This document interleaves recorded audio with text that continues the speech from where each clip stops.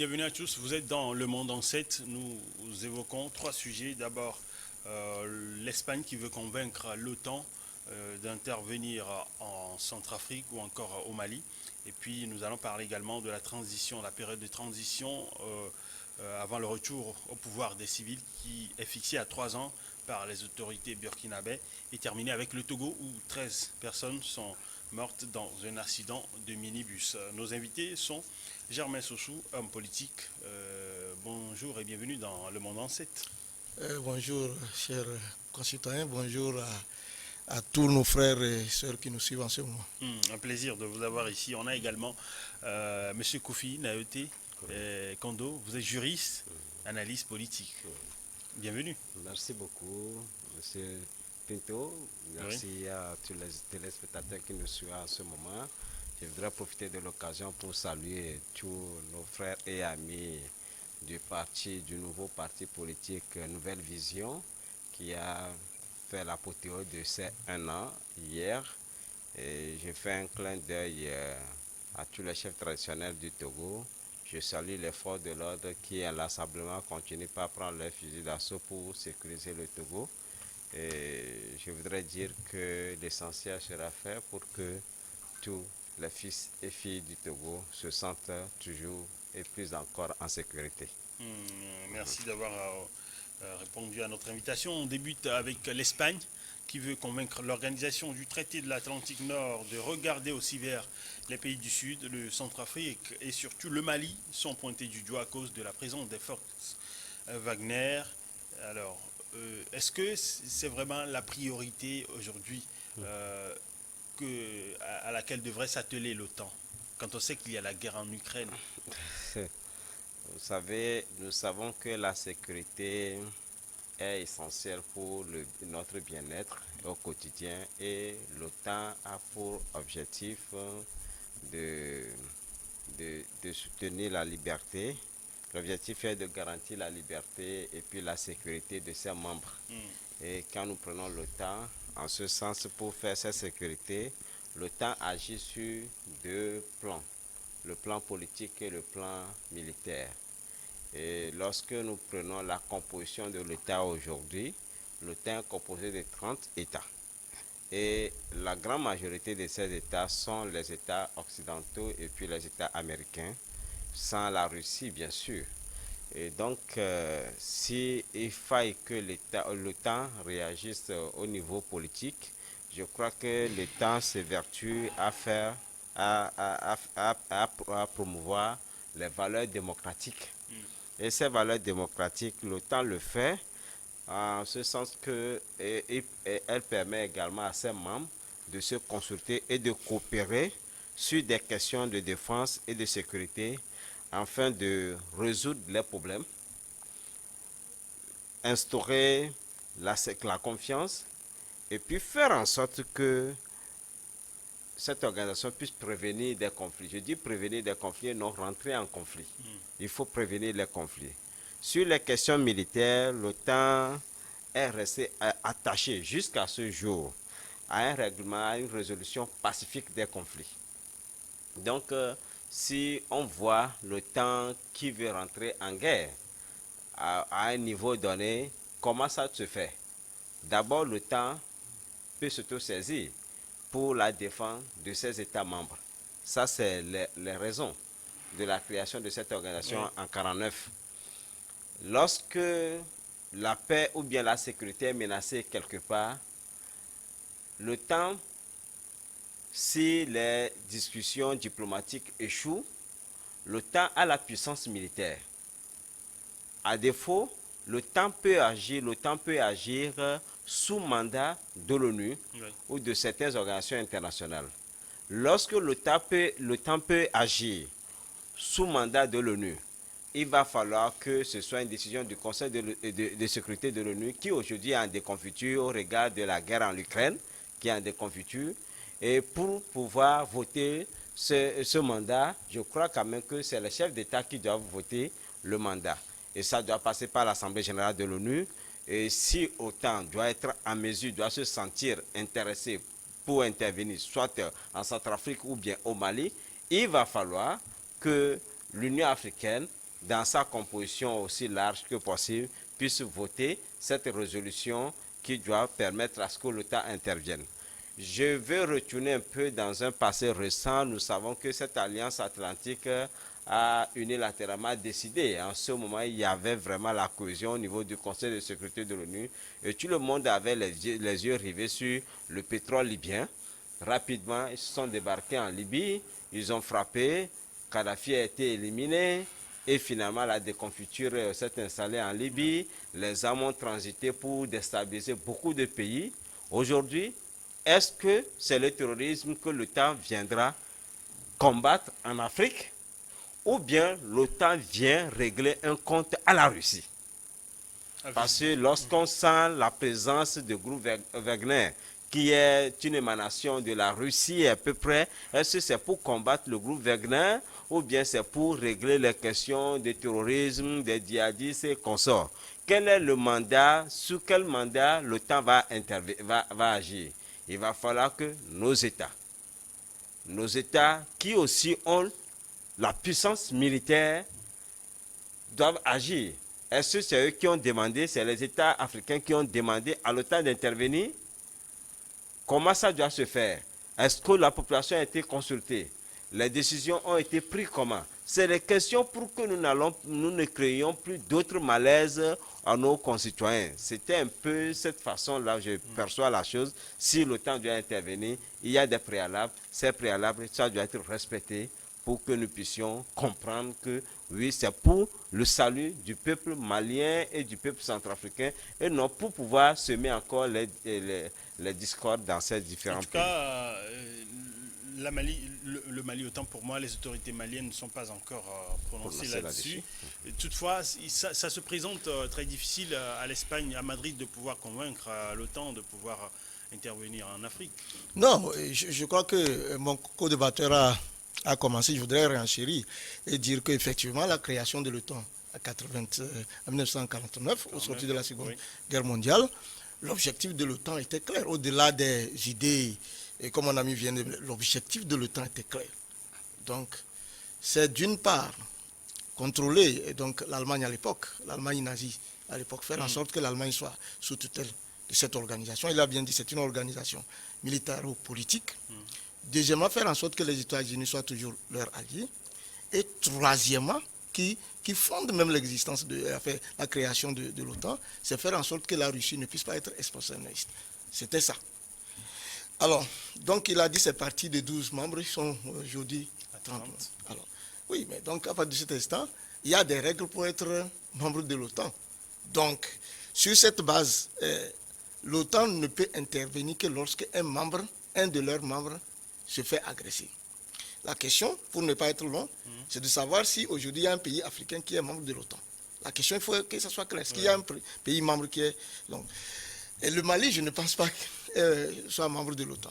Et quand vous prenez sur le plan africain, l'Afrique, à travers l'Union africaine, n'a des relations limitées qu'avec l'OTAN. Donc il y a des relations de consultation. Bon, il n'y a pas un accord en tant que tel. Voilà, non, il y a des accords quand vous souhaitez qu'on vienne former vos responsables militaires ou quand vous avez besoin, c'est une coopération. Oui, c'est des appuis techniques ou tout ça là. Bon, voilà. Donc, aucun pays de l'Afrique, à ma connaissance, n'est signataire des accords. Bon, donc, comme il a dit, c'est sur quelle base? Mais il faut dire aussi que le temps a changé. Beaucoup de choses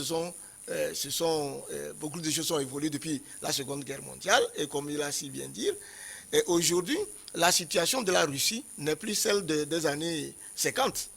Bon, maintenant, la Russie, comme d'autres pays comme la Chine, se présente comme des forces qui rivalisent non seulement les États-Unis, mais l'organisation de l'Atlantique Nord, et donc l'OTAN. Donc, est-ce que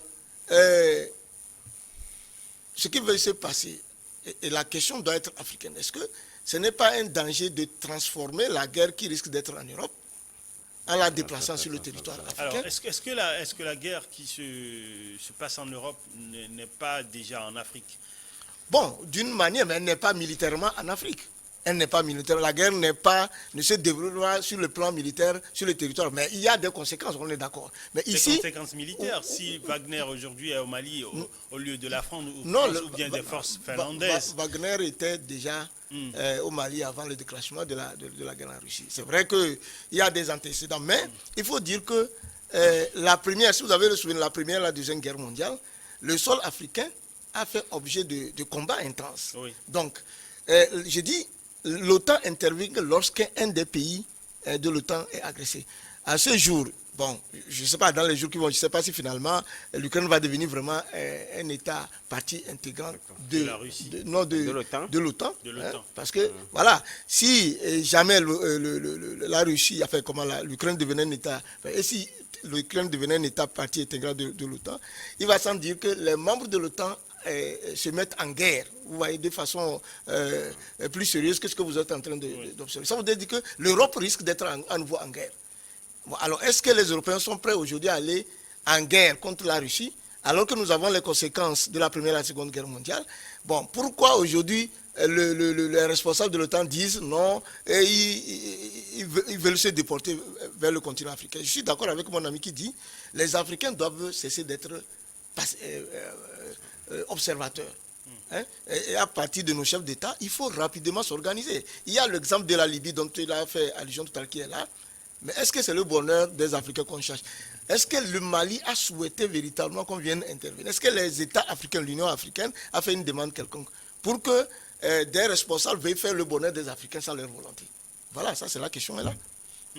Visiblement, on a l'impression que l'Afrique va servir de souffre-douleur pour la Russie. L'OTAN aujourd'hui évoque le terrorisme ou encore l'immigration illégale. C'est-à-dire les crises en Afrique qui ne se terminent visiblement pas et qui causent l'immigration illégale ou encore ces terroristes qui ont des bases en Afrique et qui viennent opérer en Europe. Et donc on a l'impression aujourd'hui que l'Espagne veut venir tuer le mal à la source, c'est-à-dire en Afrique. Comme si, pour dire que la base ou bien le noyau même du terrorisme et de l'immigration illégale était en Afrique. Vous savez, il faut être clair, il faut comprendre le jeu de l'Occident. Des pays européens ont géré l'Afrique.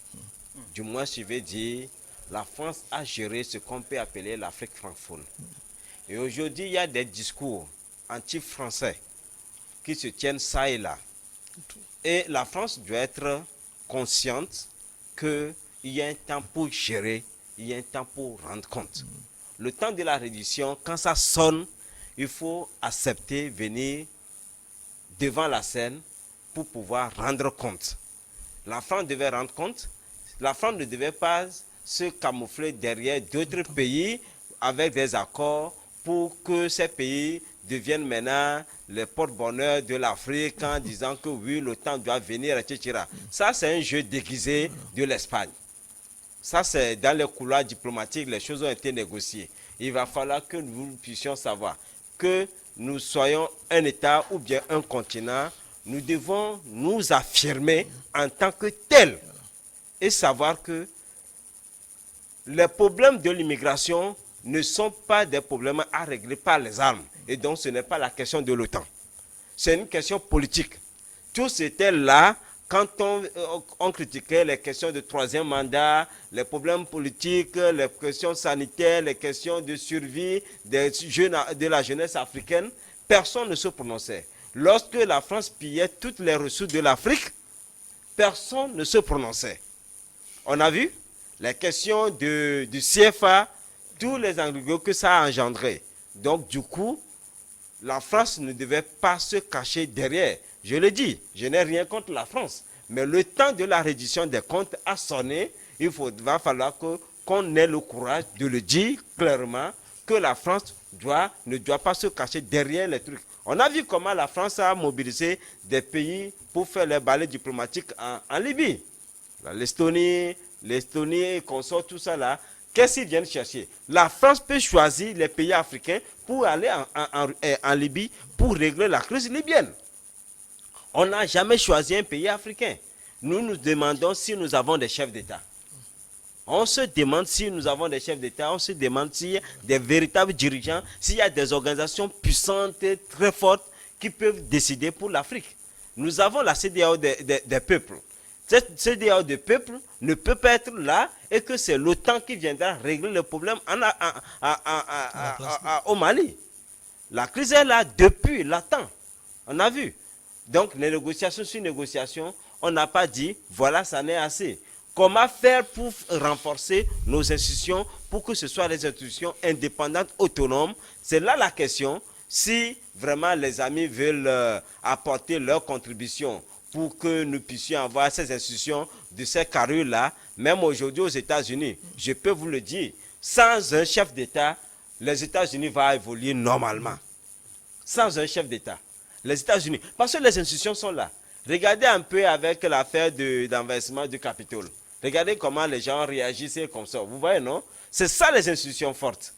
Ce n'est pas faire ça pour le beau yeux des hommes, mais arriver vraiment à nous imposer en tant que des personnes qui ont des niveaux cognitifs très adaptés pour décider pour l'avenir de nos populations. C'est de cela qu'il s'agit. Alors, même si aujourd'hui, visiblement, vous n'êtes pas pour le fait qu'il y ait encore une autre force, c'est-à-dire l'OTAN, pour lutter contre ce terrorisme en Afrique qui ne finit jamais et d'où on ne sait il vient. Il faut tout de même poser la question comme ça. Le terrorisme est bel et bien en Afrique. Oui, et mais, ça pousse. Oui, mais quand on voit les gens qui sont morts aux portes du Maroc, à Melilla, la dernière fois, on se rend compte qu'il y a réellement le problème en Afrique et qui pousse les gens à l'immigration. Oui, mais c'est le terrorisme qui pousse les gens à l'immigration. Parce qu'il faut vraiment... C'est en tout cas l'une des causes. Mais voilà, il faut parce que pourquoi un peuple, historiquement, mais pourquoi les gens se déplacent d'un point A vers un point B? Ça s'explique. Quand quelqu'un est dans une situation de précarité, quand il regarde à côté de son voisin, là-bas, ça semble comme si lui mange chaque jour, il a tendance à lorgner. Donc, alors, vous avez parlé tout à l'heure de questions de terrorisme, et qui seraient les raisons pour lesquelles l'OTAN se préparerait à intervenir. En tout cas, c'est les raisons qu'ils évoquent. Oui, qu'ils ont évoquées. Nous avons dit tout à l'heure que l'OTAN est créé depuis 1949, après la Seconde Guerre mondiale. Donc, l'OTAN était là. Quand il y a eu les problèmes en Libye, quand les États, le G5 Sahel a été créé, avec des objectifs clairs, avec des forces d'argent que les gens ont contribué, y compris les États-Unis eux-mêmes. La France qui a piloté ce projet-là, comme il a dit à un moment donné, il fallait situer. Donc les États africains, à un moment donné, ou les pays comme le Mali, le Burkina, les 5 pays quand même ont commencé quand même par se poser des questions sur le résultat de ces efforts-là. À partir du moment où vous engagez quelque chose et qu'à un moment donné, les résultats ne sont pas hors de vous, il faut donner la possibilité aux gens de réfléchir. Donc, quel état l'OTAN existe depuis 1949 et qu'à un moment donné, les États qui étaient en proie à ce problème de djihadisme, encore faut-il que nous définissions aujourd'hui c'est quoi le djihadisme, l'origine du djihadisme. Parce que nous, les Africains, à part peut-être le cas de l'Afrique du Sud, combien de pays africains fabriquent les armes? Parce que vous ne pouvez pas dire aux gens que bon, vous avez le feu, ça brille pour chez vous, mais vous savez que c'est avec les allumettes qu'on met le feu, et puis vous ne cherchez pas d'où viennent les allumettes, tout ça. Alors donc, les problèmes africains étaient là, jusqu'à ce que quelques militaires, quand bien même, moi je vous l'ai dit, sur les plateaux, je dis, je suis quelqu'un par principe, je ne suis pas pour la prise du pouvoir par les militaires. Ça, je l'ai toujours dit, je suis contre la prise de pouvoir par la force. Ça, je suis contre ça. Où la démocratie s'exprime, où on n'est pas de la démocratie. Mais ce qui se passe actuellement dans les États africains, que ce soit au Mali et au Niger, nous sommes un peu circonspects parce que la réalité est là. Les gens qui sont censés venir nous aider en Afrique contre ce problème du terrorisme, à un moment donné, il apparaît comme si ce n'est pas véritablement l'aide dont nous aurons souhaité. Donc on s'est dit, mais à un moment donné, est-ce qu'il ne serait pas bon de nous prendre nous-mêmes en charge? Si à un moment donné, quelques militaires se sont levés, ils ont estimé que bon, il faut tenter de voir depuis ces années-là, est-ce que nous-mêmes on ne va pas tenter par rapport à nos réalités? Et que c'est en ce moment que l'OTAN prenne sur elle la responsabilité de dire qu'elle voudrait intervenir en Afrique en mettant en avant le problème du djihadisme, tout ça. Quand le président libyen a été tué, quels sont les moyens qui ont été utilisés? Quel chef d'État africain a donné son autorisation pour que le président Sarkozy et l'ensemble de traversent l'espace aérien déjà pour aller tuer Kadhafi? Donc, il ne faut pas qu'on pense que nous pouvons être faibles militairement, nous les Africains, mais ça ne veut pas dire qu'on n'est pas intelligent. Donc, il ne faut pas qu'aucun peuple, vous ne pouvez pas faire le bonheur d'un peuple sans sa volonté. Donc, si l'OTAN veut, comme il le dit, aider, et moi je n'en crois pas. Moi, je n'en crois pas. Si on voulait vraiment aider l'Afrique, depuis les indépendances, on n'en serait pas là. Donc, il faut vraiment que cette hypocrisie-là sert, parce que l'OTAN a été utilisée dans les pays arabes. Oui. Si vous avez vu comment, historiquement, la guerre Iran-Irak, la guerre au niveau du Koweït, ce qui s'est passé au Koweït, jusqu'à l'élimination de Saddam Hussein. Donc, c'est un instrument qui a pour objectif. Lorsque vous voulez vous-même être vous-même, vous voulez tenter de vous élever, on utilise le temps pour vous frapper, pour vous dominer tout simplement.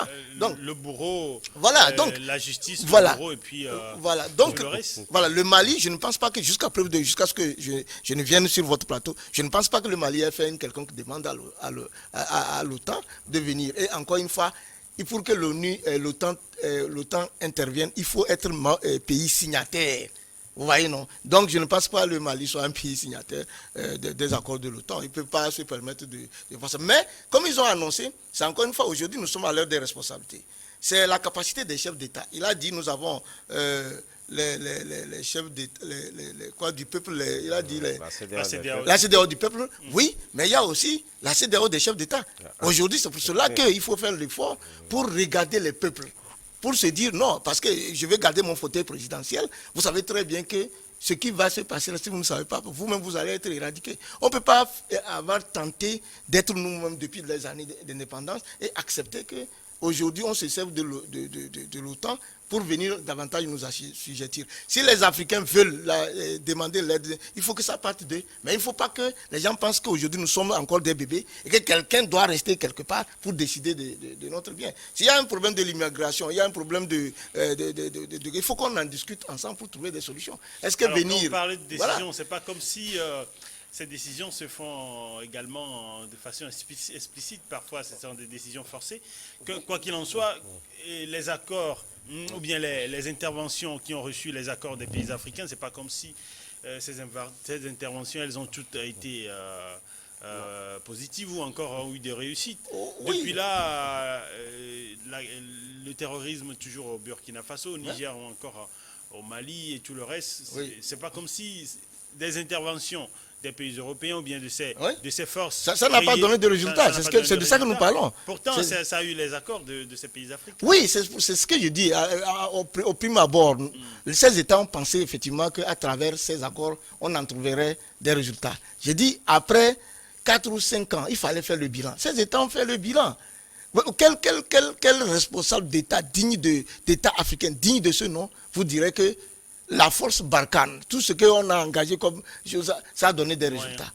Non, aujourd'hui, le Togo, même qui est mon pays, qui n'était pas avant, qui était épargné, est aujourd'hui touché. Bon, alors, si on n'a pas pu stopper le djihadisme dont on parle là-bas, et que non seulement on n'a pas ça a traversé en train de gagner les États qui étaient beaucoup plus sécurisants, alors quel bilan vous voulez qu'on en tire? Donc, si quelqu'un qui est venu, avant il voulait venir nous aider, il n'arrive pas à donner des résultats, nous-mêmes, on peut se mettre ensemble pour dire, bon, quelle serait la meilleure des solutions? Et c'est dans ce cadre-là que moi j'estime que les Occidentaux doivent accompagner les Africains. Il faut cesser de les traiter comme des petits-enfants, peut-être parce que le sous-sol est riche, on va utiliser la force brute pour les imposer. Et je crois que les chefs d'État doivent véritablement être responsables cette fois-ci. Parfois, il faut mourir digne. Devant la vérité, il faut mourir dignement. Il faut être capable de dire non, ça c'est l'injustice, ça ce n'est pas possible. Ce n'est pas parce qu'on se n'est accroché au fauteuil présidentiel qu'on ne peut pas défendre son peuple.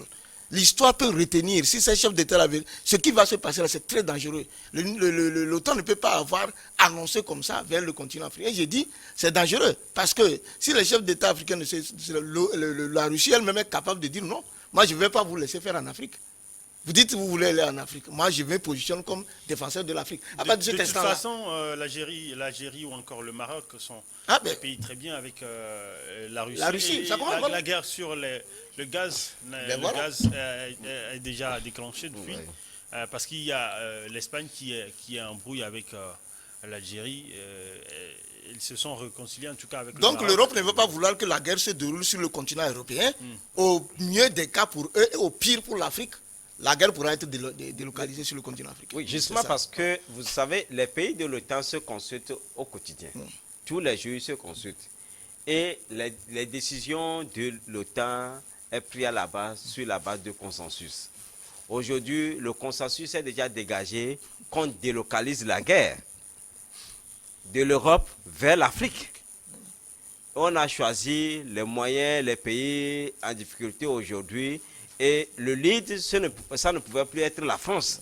Donc il faut un autre pays. Ça, c'est le discours qui est en train d'être prôné par l'Espagne au jour d'aujourd'hui. Je crois que nous avions quitté plusieurs types de guerres. La guerre de positionnement géopolitique, on l'a franchi, la guerre commerciale qui a opposé les grandes puissances et les cas des derniers moments, c'était les États-Unis contre la Chine. Nous avions quitté la guerre des religions, on a dit oui, l'islam contre les catholiques, et puis tout ça, on a dépassé l'étape, on a déversé le terrorisme sur tous les communs, on peut aller frapper au marché, on peut aller frapper partout. Mais aujourd'hui, nous sommes en train de voir, avec la guerre Ukraine-Russie, que c'est la guerre des médias qui va se passer demain. Vous allez voir la façon dont on est en train de noircir Poutine, médiatiquement parlant. Est-ce que vous voyez un peu? Les médias occidentaux, la façon dont ils sont en train de noircir Poutine. Dans cette guerre, on a l'impression que Poutine n'est plus rien. Vous allez voir même dans la réunion du G7, regardez comment Boris Johnson se permet de ridiculiser Poutine, etc. Non, ce n'est pas de cela que le monde a besoin aujourd'hui. Est-ce que il a tenté de le ridiculiser? Bon, est-ce qu'il a réellement réussi? Ah oui. Je pense que c'est des questions futiles. Hein. Non, ce ne sont pas... Mais, quand il parle du torse de Vladimir Poutine, oui. Je pense que, en tout cas... Bon, est-ce que... ailleurs, voilà, je pense qu'il a tout simplement manqué de... peut-être de discernement, sinon pour un responsable. En tout cas, oui, bien sûr. Donc, justement, c'est pour cela que si les gens là veulent venir en Afrique, ce ne serait pas pour des bonnes intentions. C'était juste parce qu'on peut vous le citer. On a vu lors de Gagnon en Côte d'Ivoire, Gbagbo l'a dit, avec le pétrole, Gbagbo a eu un accord, 50% avec le Ghana. Maintenant, quand l'autre est venu, il dit niet, ça ne pouvait pas se passer. Mais quand on a déclenché la guerre, on a vu comment on a surexploité l'or de la Côte d'Ivoire. Vous savez, on connaît. Déjà, le Mali est en train d'exploiter l'hydrogène. Et cet hydrogène est très, très, très important pour la production de l'énergie en Europe. Donc, si le temps peut venir pour annexer complètement le Mali, faire comme si on veut régler le problème du terrorisme, mais c'est évincer un régime qui tient la tête pour placer un autre régime qu'on peut manipuler rapidement et annexer d'une manière toutes les ressources minières du Mali, notamment l'hydrogène, qu'on peut construire vraiment à partir des pipelines pour nous alimenter l'Europe.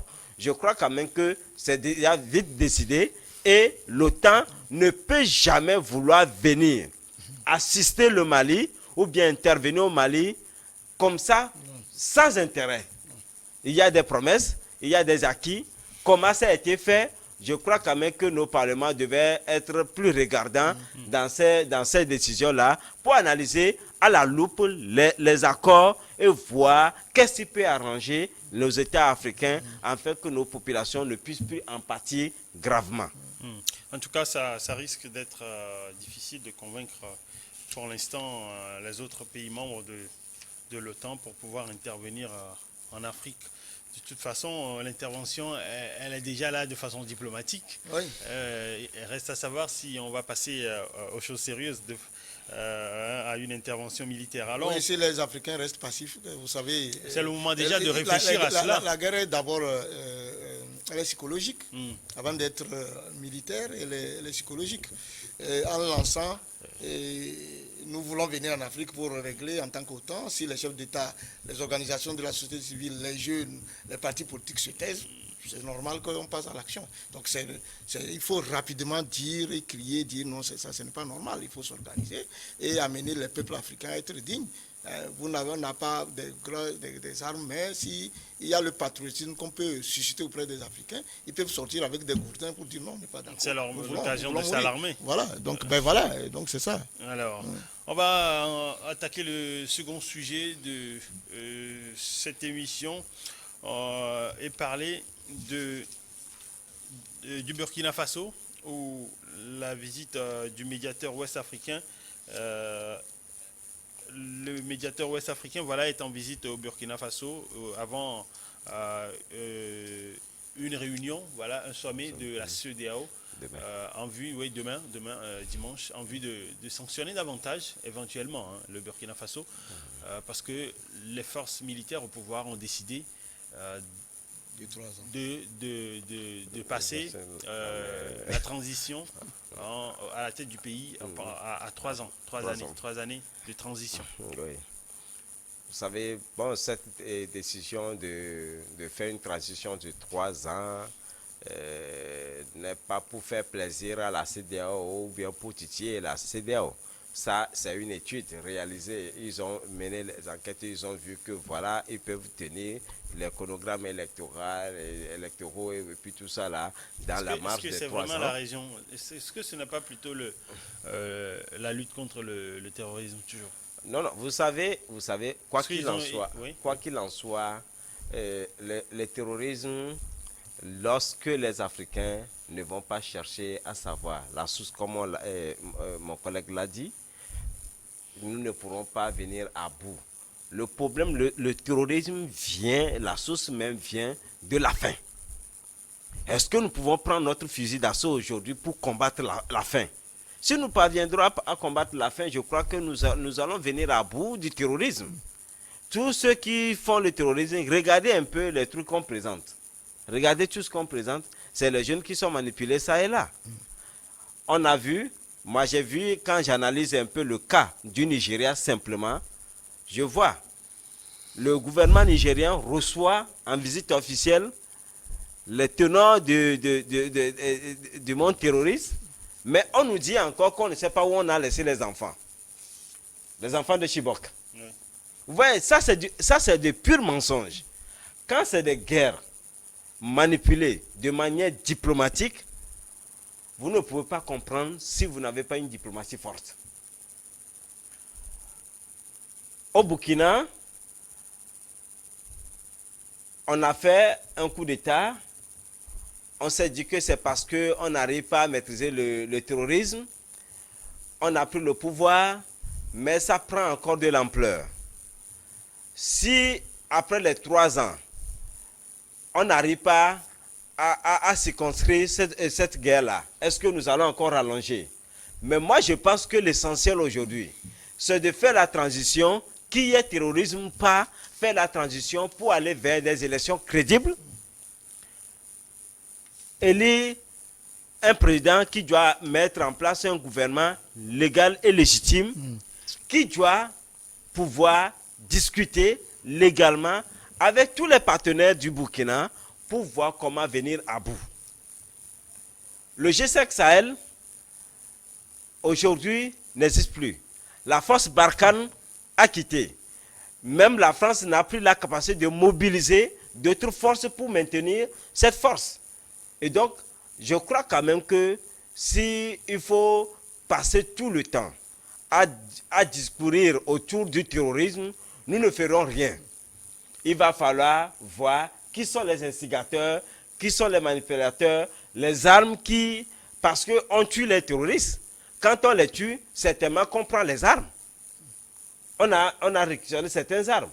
on peut analyser pour voir ces armes-là sont de quelle source. On peut tracer, on peut faire le traçage de ces armes, on peut faire tout pour vous remonter le temps et voir pourquoi vous avez livré ces armes à ces groupes-là donnés. Donc, le jeu est très simple. Tout ce que nous faisons tout autour là, c'est que nous connaissons pour les gens savent ce qu'ils doivent faire, mais ils tournent autour du pot pour continuer par faire leur business politique, diplomatique et consort. Arrêtons les choses. Le Burkina ne produit pas les armes. Le Burkina n'est pas une usine d'agencement des pièces d'armement. Nous n'avons pas donc, il faut quand même aller vers l'essentiel. Tous les armes, si les armes sont de source russe, il faut qu'on le sache. Si les armes sont de source française, il faut qu'on le sache. Si les armes sont de source des pays de l'OTAN, il faut qu'on nous le dise pour que nous appliquions les trucs. Quand nous prenons par exemple l'OTAN, nous savons que l'article 5 du traité de Washington est clair là-dessus. Nous devons quand même étudier les traités, les analyser et proposer les trucs. Les chefs d'État peuvent demander des consultations de la population pour voir qui peuvent nous aider à comprendre le terrorisme. La population est à même de le dire, puisque ceux qui font ces actes-là, ce sont nos frères. Nous parlons continuellement. Est-ce que nous allons attendre que nos amis qui portent des treillis pour nous défendre continuent pas à faire des frais en mentant tout autour que nous ne connaissons pas les sources, les armes, etc., etc. Au Togo, Bénin Lafade, on a neutralisé les terroristes. On ne peut pas les neutraliser sans prendre des armes. Ces armes-là, c'est de quelle source? Il faut communiquer là autour. Les caractéristiques des armes, les numérotations, tout ça là, il y a des trucs. Quand on a ces éléments, on peut déjà remonter le temps pour savoir quand est-ce que ces armes ont été livrées, par qui, comment c'est arrivé, etc., etc. Si nos frontières sont trop poreuses, nous devons savoir comment maîtriser encore ces frontières pour permettre que d'autres armes n'entrent pas dans le pays. Sinon, ce ne serait des politiques pour ne rien dire. Les Blancs ont utilisé la politique pour se développer. Nous n'allons jamais utiliser la politique pour nous autodétruire. Voilà. Bon, alors, moi, ce que je voulais dire par rapport à la transition des 3 ans proposée par nos amis du Burkina Faso, encore une fois, j'ai fait cette précision en disant, pour moi, c'est un regret. C'est vraiment un regret que dans un pays où on organise les élections, qu'un civil soit à la tête de l'État, soit disant parce qu'il n'arrive pas à apporter des résultats, on met fin à un processus démocratique et que les militaires prennent le pouvoir. Donc je l'ai encore dit, pour moi, les militaires, quand un militaire prend le pouvoir, je ne dis pas qu'ils ne sont pas capables de gérer, mais je dis, pour moi, politiquement parlant, quand un militaire prend le pouvoir, c'est que vous faites un saut, vous passez de l'incertitude à l'inconnu avec les militaires. Quand ils prennent le pouvoir, vous passez de l'incertitude à l'inconnu. C'est pour cela qu'aujourd'hui, il y a les débats. C'est pour cela que je n'aime pas que les militaires prennent le pouvoir. Parce que le militaire, il est très différent du civil. C'est comme ce qui s'est passé au Mali. Vous savez, le Mali, le président malien qui est décédé finalement, il était dans son 2e mandat. Hein? On avait la capacité de lui laisser terminer, puisqu'il y avait déjà même les contestations là-bas. On met fin au procès, parce qu'on dit qu'il n'est pas capable. On va chercher un militaire qui est à la retraite. Si vous vous souvenez, c'était comme ça. Au Burkina, avant ça, même le Mali, le président Toumani Touré, il était à 2 mois de la fin de son mandat. On a fait le coup d'État, si vous vous souvenez. Bon, au Burkina aussi, c'est comme ça. Le président a été réélu. Il est en train de mettre fin à ça. Et maintenant, les militaires prennent. Mais je ne sais pas si les compatriotes africains font attention aux forces qui ont pris aujourd'hui le pouvoir dans les régions. C'est-à-dire qu'au Burkina, celui qui tient la reine est un militaire qui a fait la France. En Guinée, celui qui a pris le pouvoir est un militaire qui a fait la France. Vous comprenez? Maintenant, comment l'appelle-t-on? Voilà. Si vous voyez, ce sont des gens qui sont des militaires qui ont fait la France. Si vous faites le rapprochement, les indépendances de l'Afrique, quand on est arrivé aux indépendances en 1960, c'était les civils qui étaient au pouvoir. Les Kwame Nkrumah, Sylvanus Olympio, tout ça là. À un moment donné, ils ont été balayés et c'est des militaires qu'on a mis, si vous vous souvenez. C'est des militaires qu'on a mis. Et puis par la suite, quand un autre militaire se révoltait et qu'il prenait le pouvoir, que la France n'est pas d'accord, on le débarquait. Ça s'est passé en Centrafrique. Hein? Ouais. Donc il y a des accords signés avec la France qui disent que quand un chef d'État est élu démocratiquement, on le dit normalement la France. Pourquoi Les militaires ont fait les coups d'État, la France n'a pas intervenu. Est-ce que quelqu'un a une fois posé cette question? Donc, c'est une vue de l'esprit que de penser que les militaires qui sont là, n'ont pas le soutien de la France. C'est une vue de l'esprit, parce qu'en politique, lorsque vous servez au peuple une cause noble, le peuple a tendance de savoir vraiment où on l'amène. Parce que ce qui se passe, parce qu'on a des problèmes de djihadisme et du terrorisme. Du coup, on a le sentiment que les militaires qui sont là, ils sont bien. Et moi-même, j'ai dit tout à l'heure qu'effectivement, on a ce problème. Mais l'élite politique doit avoir la capacité de réfléchir, d'aller au-delà. Parce que les militaires qui sont là, y compris en Guinée, vous allez vous demander maintenant, pour la transition, la transition, pour revenir sur la question de la transition 3 ans, moi, ce n'est pas le fait forcément que nos amis du Burkina proposent, le gouvernement burkinabé actuel qui est au pouvoir propose 3 ans. Moi, ce qui aurait été bien pour moi, c'est de savoir, les 3 ans, qu'est-ce que nous voulons faire? Si nous disons, bon, de la première année à tel, nous allons tout faire. Voilà l'objectif comment l'appelle-t-on, terroriste. Nous voulons, pour cette première année-là, pousser l'être jusqu'à ici. Vous voyez, ça, c'est des objectifs que vous vous fixez. Donc, on sait que vous allez combattre première année. Deuxième année, vous entamez ce site. Et pour la troisième année, vous organisez les élections. Les gens ont un chronogramme qui indique, à partir de cet instant-là, oui, on peut vous soutenir pour dire, mais là, CEDEAO, les gens, ils ont présenté un programme qui tient la route. Donc, il faut leur accorder. Maintenant, la CEDEAO elle-même, parce que vous avez tout à l'heure, je ne sais pas si finalement ça c'est pas, parce que je sais que la mission qui devait aller au Burkina a été annulée, hein, je ne sais pas si finalement elle tient, mais bon, je sais qu'ils ne s'entendent pas avec la... L'ex-président nigérien Mahamadou Issoufou qui devrait se rendre. Oui. Il devait se rendre quand le Burkina sait qu'il devait se rendre, ils ont fait sortir le chrono, ils ont dit que c'est 3 ans. À partir de là, je crois qu'ils ont reculé, mais dans tous les cas, est-ce qu'il y a un problème entre la CEDEAO et nos amis burkinabés? Là aussi, c'est là où aussi la CEDEAO, qui est une institution africaine, parfois moi je ne comprends pas. Si les gens ont fait un coup d'État à partir d'un certain nombre de situations, est-ce que ce n'est pas le rôle de la CEDEAO d'aller de comprendre pourquoi vous l'avez fait, qu'est-ce que vous recherchez? En accord avec ça, vous vous entendez que de leur imposer un calendrier en disant, bon, vous voulez... Je pense qu'ils sont dans leur rôle automatique qui, depuis longtemps, sortir un communiqué et condamner dans la condamnation. Oui, c'est ça. C'est comme, vous le savez très bien que tout récemment, il y a eu 15 pays qui se sont réunis pour le protocole où on demandait aux États d'adopter un protocole où aucun président ne fera encore plus de 2 mandats. Mais la CEDEAO s'est dit jusqu'à présent, il y a trois pays qui se sont retirés. Donc les 3 pays, vous avez le Togo, notre pays lui-même, vous avez le Sénégal, et vous avez, comment l'appelle-t-on, la Côte d'Ivoire. Les 3 pays sont capables de ramener le parti unique en Afrique. Hein. Je ne sais pas si les gens font attention. Les 3 pays, c'est des puissances. Le Sénégal est traditionnellement un pays de démocratie. Hein. Si le Sénégal décide de retourner au parti unique, vous ne pouvez pas savoir l'impact psychologique que cela a sur l'Afrique. Et la Côte d'Ivoire est une puissance économique.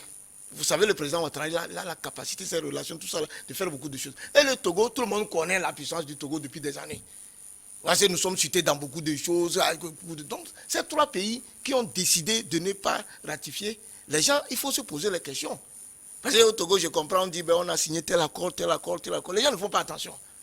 Quand on signe un accord dans un pays, on dit, ben, on veut aller à telle organisation. Il ne faut pas seulement voir les moyens financiers. Hein. Il faut voir quelle est l'organisation politique du pays dans lequel on signe, on va à cet accord. Vous voyez? Donc, il y a des choses qui se dessinent et parfois on ne fait pas attention. Donc, ce qui est en train de se préparer sur le continent africain avec les 3 présidents, et c'est dommage, qui ont décidé, mais ça aussi, on ne fait pas attention. Et à chaque fois, nous sommes, comment on dit ça là, nous faisons les choses, non pas par anticipation, mais nous les subissons. Autrement dit, s'ils demandent 3 ans et ils campent sur leur position en disant non, ils ne vont pas reculer, la CEDEAO doit pouvoir discuter avec nos amis du Burkina et voir véritablement dans les 3 ans qu'est-ce que vous pouvez faire. Et si on ne peut pas le faire en 2 ans et demi, parce que 3 ans, c'est pratiquement le mandat électif, parce que le mandat électif, c'est 5 ans. Et si vous prenez 3 ans pour faire la transition, vous pouvez voir ce que c'est là. Donc ça aussi, c'est des discussions pour les faire comprendre, pour dire, bon, Voilà. Mais il faut déjà saluer parce que j'ai entendu que ceux qui vont faire l'attention ne seront pas candidats, je ne sais pas.